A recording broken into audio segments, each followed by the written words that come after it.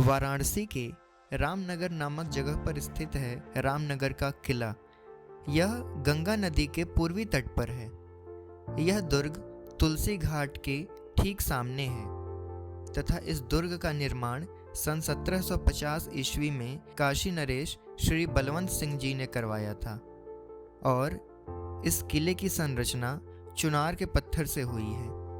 वर्तमान समय में यह दुर्ग तथा इसका संग्रहालय बनारस के इतिहास का खजाना है। इस किले का निर्माण अत्यधिक ऊंचाई पर किया गया है जिससे गंगा नदी में आने वाले बाढ़ का असर इस किले पर ना हो।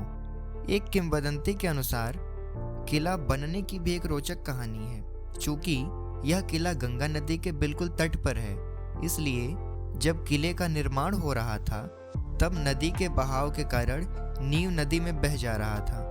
तब वहाँ के एक प्रसिद्ध संत, जिन्हें लोग बाबा कीनाराम के नाम से जानते हैं, उन्होंने नीव पूजन किया तथा उपयुक्त ग्रह दशा में नीव बनवाने का कार्य आरंभ कराया।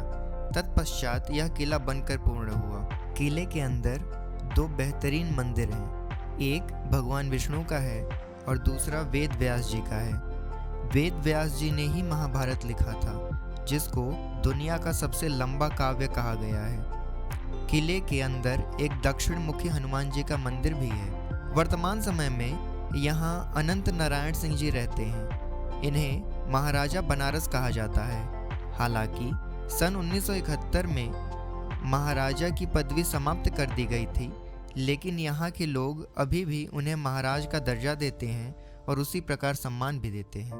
किले के अंदर नक्काशीदार बालकनी, गलियारा तथा बरामदे हैं। यहाँ मुगल शिल्पकारी का भी अनूठा प्रदर्शन है। किले के अंदर केवल कुछ भाग ही पर्यटन के लिए खुले हैं। बाकी हिस्से में काशी नरेश तथा उनका परिवार रहता है। किले के ऊपर एक झंडा है। यह तब दर्शाया जाता है जब महाराज किले के अंदर हों। किले के अंदर दो श्वेत स्तंभ हैं, जिसमें एक ओर राजा का निवास है तथा दूसरी ओर संग्रहालय, दरबार इत्यादि हैं। किले के अंदर सरस्वती भवन नामक संग्रहालय उपस्थित है, जो दरबार की तरह भी इस्तेमाल होता है।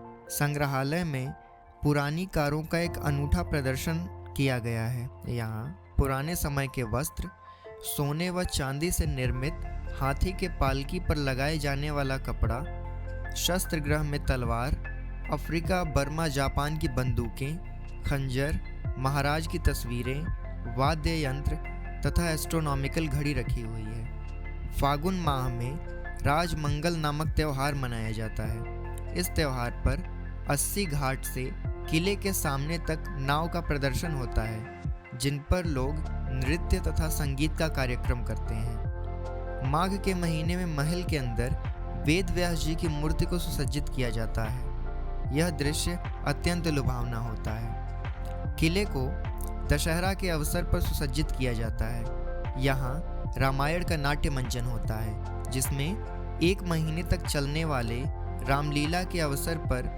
भगवान श्री रामचंद्र का जीवन चित्रण किया जाता है। विजयदशमी के दिन रामलीला मंचन का अंतिम दिन होता है। विजयदशमी अश्विन माह के शुक्ल पक्ष के दशमी तिथि को होती है। इस त्यौहार पर अद्वितीय, अत्यंत पुरानी बहुमूल्य चीज़ें शाही ढंग से दर्शाई जाती हैं। दशहरा पर महाराज अपने पारिवारिक परंपरा का पालन करते हुए अपने सुसज्जित हाथी पर सवारी भी करते हैं।